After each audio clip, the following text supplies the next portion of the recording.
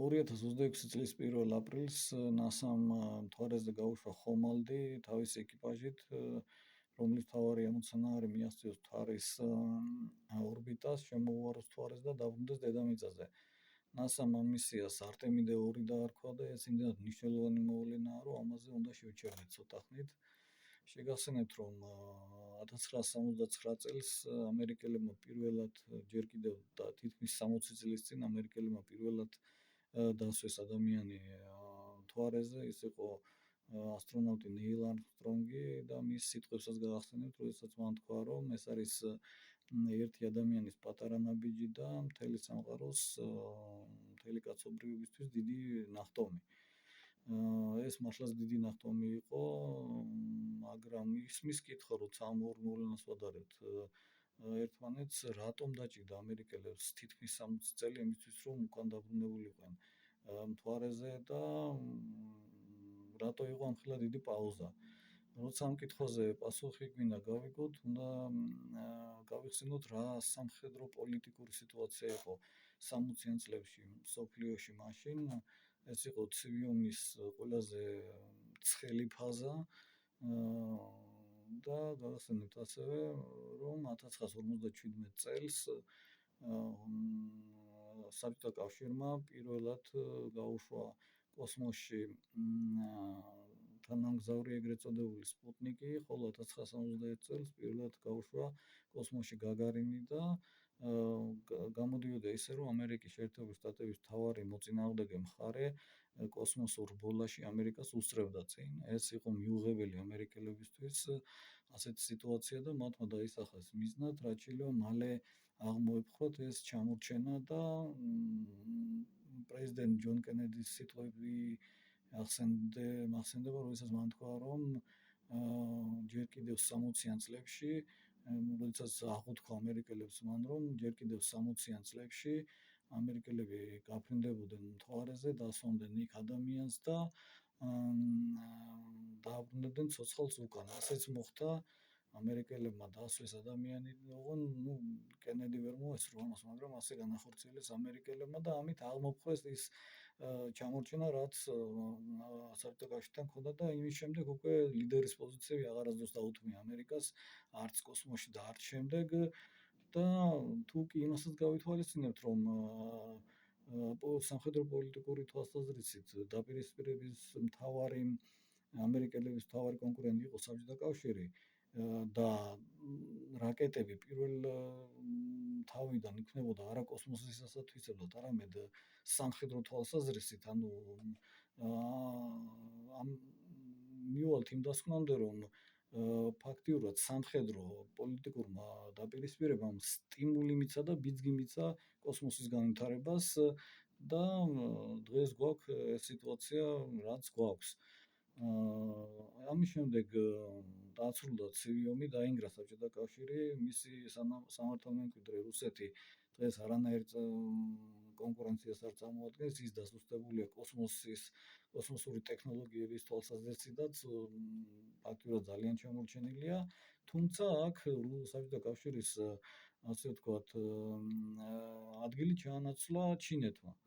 დღეს ჩინეთი არის მთავარი კონკურენტი, როგორც სამხედრო, პოლიტიკური, ასევე ტექნოლოგიური თვალსაზრისით ამერიკელებისთვის და მოგესალმებათ, სულ ახლახან ჩინელებმა წარმატებით განახორციელეს თავიანთი მისია მთვარეზე, დასვეს იქ მთვარემავალი ეგრეთ წოდებული და ამერიკელებს გაუჩნდათ, ასე ვთქვათ, კონკურენტის სახით ჩინელები და ამან კიდე როგორ გამეორდა ისტორია და როგორც 60-იან წლებში მიცა ბიძგი კოსმოსის განვითარებას, იგივე ბიძგი მიცა ახლა ამერიკელებს იმისთვის, რომ განახორციელებიათ მისია, რომელსაც დღეს ქვია სახელი არტემიდე 2. საქმე იმაშია, რომ არტემიდე 2 ამერიკელების მისია არ სრულდება. ამერიკელები გეგმავენ ასევე მისია არტემიდე 3-ს, რომლის მთავარი ამოცანა იქნება უკვე არა მთვარის გარშემო მთვარის ორბიტაზე მოხვედრა და მისი გარშემო ასე ვთქვათ ფრენა, არამედ ადამიანის დასმა ისევ მთვარეზე მაგრამ აქ აპოლონის მისიასთან შედარებით მისი არტემიდეს 3-ს აქვს ერთი განსხვავება. საქმე იმაშია, რომ ამერიკელები აპირებენ ამ მისიის განხორციელებას კერძო ინვესტიციების მოზიდვით. მაშინ როდესაც აპოლონის მისია მთლიანად NASA-ს ბიუჯეტზე, ანუ სახელმწიფო ბიუჯეტზე იყო, აქ უკვე კერძო ინტერესები ძალიან დიდი წილი არის წარმოდგენილი ამ პროექტში. მისი არტემიდეს 3 გულისხმობს რას? რომ NASA თავის ხომალდს გაუშვებს მთვარემდე, მთვარის ორბიტამდე უпроსტურად, ხოლო მთვარის ორბიტაზე იქ დახვდება მას კერძო ხომალდები, კერძო კოსმოსური ხომალდების კომპანიების ხომალდები, აქ მოიაზრება ორი კომპანია, ეს არის ილონ მასკის Space-ში Starship-ი და ჯეფ ბეზოსის Blue Moon, ასე ქვია. ჯერ გადაწყვეტილი არ არის, ვინ მოიგებს ამ კონკურენციაში, ვინ იქნება, მაგრამ ან ერთი, ან მეორე კომპანია დახვდება იქ NASA-ს ხომალდს და ის კერძო კომპანია, ან ერთი, ან მეორე მოახდენს ადამიანის დასმას მთვარეზე ხელთავიდან თითქმის 60 წლის შემდეგ. როდესაც საუბრობთ კერძო კომპანიებზე, ბუნებრივია კერძო კომპანია უზარმაზარ თანხებს არ ჩადებს იმის გაუთვალისწინებლად, რომ იქიდან რაიმე ამონაგები არ მიიღოს. რა შეიძლება მიიღოს, თქვათ, კერძო კომპანიებმა, რა მოგება შეიძლება მიიღონ ასეთი კოსმოსის ტექნოლოგიებში ფულის ჩადებით. რამოდენიმე ფაქტორია. ზოგი ამბობს, რომ ესე იგი მოხდება ის, რომ ადამიანი იქ აღმოაჩენს მთვარეზე, მოახდენს უბრალოდ მთვარის ბუნებრივი რესურსების მოპოვებას და მერე დედამიწაზე გადმოტანას, რაც აბსოლუტურად აბსურდია. როგორ წარმოგიდგენიათ, ახლა ჯერ რომ მოიპოვო რესურსები მთვარეზე, ჯერ უნდა დასო ადამიანი, მერე უნდა მოიძიო თუ კი არსებობს იქ რამე რესურსი, მერე ის რესურსი უნდა მოიპოვო იქ მთვარეზე ელაპარაკი და მერე უნდა გადმოიტანო დედამიწაზე. ტექნოლოგიები ამის საშუალებასაც რო იძლეოდეს, უზარმაზარი თანხები დაждდება და არც ერთი რესურსი არ ღირს ამის ფასი. ყოველ შემთხვევაში უახლოეს მომავალში ამას აზრი არ აქვს და არც კაცობრიობა და ადამიანები არ არიან. ახლა არ საჭიროებენ დღეს იმის აუცილებლობას, რომ მთვარიდან მოიტანონ რესურსები, რა დედამიწაზე არსებული ბუნებრივი რესურსებით ახლო მომავლისთვის ყოველ შემთხვევაში როგორც მინიმუმ ყოფნით და გაცილებით უფრო იაფია აქ მოპოვება ვიდრე ბუნებრივ მთვარეზე. მაშინ რა შეიძლება იყოს? ჩემი აზრით, რამოდენიმე ფაქტორია, რაც იწვევს კერძო კომპანიების დაინტერესებას. ჩემი აზრით არის პირიქით. კერძო კომპანიების ინტერესი არის არა მთვარიდან ის ამოღება, არამედ დედამიწიდან მთვარეზე რაიმეს გადატანა. აი მაგალითად პირველი კერძოდ თქვათ რაიმე ბირთვული ან ქიმიური ან ბიოლოგიური ნარჩენების ისეთი ნარჩენების, რომლებთა შენახვა დიდ რისკებთანაა დაკავშირებული დედამიწაზე. მაშინ კერძო კომპანიები საკმაოდ დიდი ანაზღაურების ფასად მოახდენენ ამ ბირთვული ასე თქვათ ბინძური ნარჩენების მთვარეზე დასმას და იქ შენახვას. ეს ერთი. არის კიდევ მეორე ფაქტორი, მაგალითად ეგრეთ წოდებული დატა ცენტრები. მოგეხსენება დატა ცენტრები მოიხმარენ უზარმაზარი რაოდენობის ელექტროენერგიას და ეს ელექტროენერგია ხმარდება ძირითადად ამ დატა ცენტრების გაგრილებას. და მოგეხსენებათ მთვარეზე, განსაკუთრებით მის უკანა მხარეს, ტემპერატურა ძალიან დაბალია და მთვარეზე დატა ცენტრების განთავსებას არანაირი ელექტროენერგიის ხარჯები არ დაჭირდება და მისი გაგრილება ბუნებრივად მოხდება. ჩემი აზრით, აქაც დიდი, ასე ვთქვათ, მოგების მიღება შეუძლიათ ამ კომპანიებს, აქაც შეიძლება დიდად იყვნენ დაინტერესებულები. გარდა ამისა, არსებობს კიდევ, ასე ვთქვათ, ჩემი აზრით, შორეულია, შეიძლება არც ისე შორეული მომავლის პერსპექტივა მთვარიდან სხვა პლანეტებზე, მაგალითად მარსზე გამგზავრების საჭიროება, ვინაიდან მთვარეზე არც ატმოსფეროა და მისი გრავიტაცია გაცილებით უფრო დაბალია ვიდრე დედამიწის გრავიტაცია, მთვარიდან ხომალდების გაშვება უფრო ადვილი იქნება და უფრო ალბათ იაფიც ვიდრე დედამიწიდან. არის კიდევ ერთი ფაქტორი, რომელიც შეიძლება სასაცილოდ მოგეჩვენოთ, მაგრამ ძალიან საინტერესო და ძალიან მნიშვნელოვანია.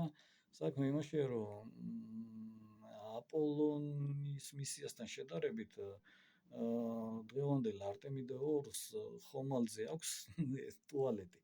და აპოლონის მისიებს ეს არ ქონია. 12 მისია, როგორც მახსოვს, იქ მთვარზე დაждდა და ასტრონავტებს, რომლებმაც იმოგზაურეს მთვარეზე, თავიანთი ასე ვთქვათ ბიოლოგიური ნარჩენების შენახვა მოუწიათ ჩვეულებრივ ცელოფნის პარკებში და ის ნარჩენები დაატოვეს იქ მთვარეს და იქ დარჩა ის ნარჩენები და თქვენ წარმოიდგინეთ, რამდენად უცნაურად არ უნდა მოგეჩვენოთ მეცნიერებისთვის ძალიან მნიშვნელოვანი და ძალიან საინტერესოა ამ ეგრეთ წოდებული ბიოლოგიური ნარჩენების შესწავლა. ანუ მათ მეცნიერებს ძალიან აინტერესებთ რა მდგომარეობაშია ბიოლოგიური მასა, რომელიც ფაქტიურად ღია კოსმოსში 60 წლის განმავლობაში ინახებოდა მომჭრალებში, ასე ვთქვათ რა.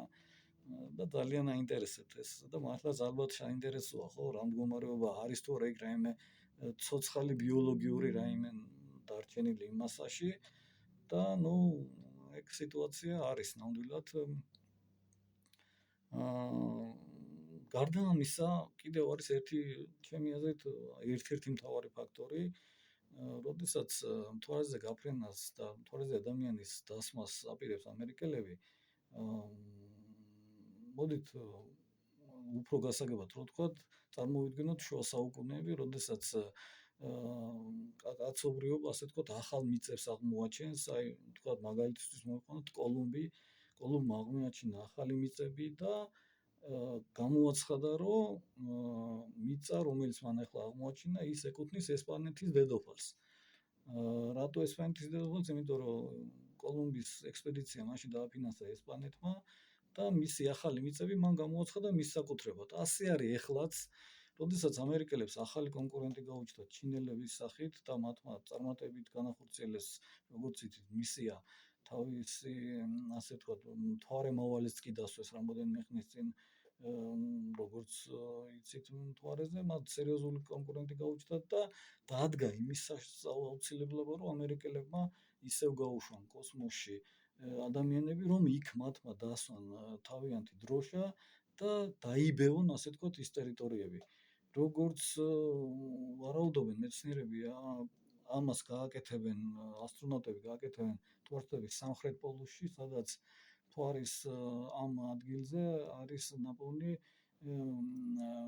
ანუ დაძიებული არა, მაგრამ დიდი ალბათობით არსებობს წყლის დიდი მარაგი ყინულის სახით, რომ ის პირველად იქ მოხდება ადამიანების დასმა, რომ ის ადგილი, ასე ვთქვათ, ამერიკელებმა დაიბევონ და გამოაცხადონ ამერიკის ტერიტორიად. ეს ამ კოსმოსური რბოლის მოწმეები ვართ ჩვენ, მეორდება ისტორია 60-იან წლების ისტორია, როდესაც პოლიტიკური, სამხედრო და სხვა დაპირისპირება უბიძგებს ადამიანს ტექნოლოგიური წინსვლისკენ და ამ შემთხვევაში კოსმოსური რბოლა უბიძგებს წინსვლას რა ადამიანს და ვიმედოვნებ, რომ როგორც ცივი ომი დამთავრდა და ასე ვთქვათ, ადამიანს წინ დარჩა წინ წასული ტექნოლოგიური დღევანდელი სამხედრო და ის ომები, რაც დღეს ჩვენ დედამიწაზე ხდება, დასრულდება, ადამიანები დაანებებენ ერთმანეთის კლას თავს, გაიმარჯვებს სამართალი და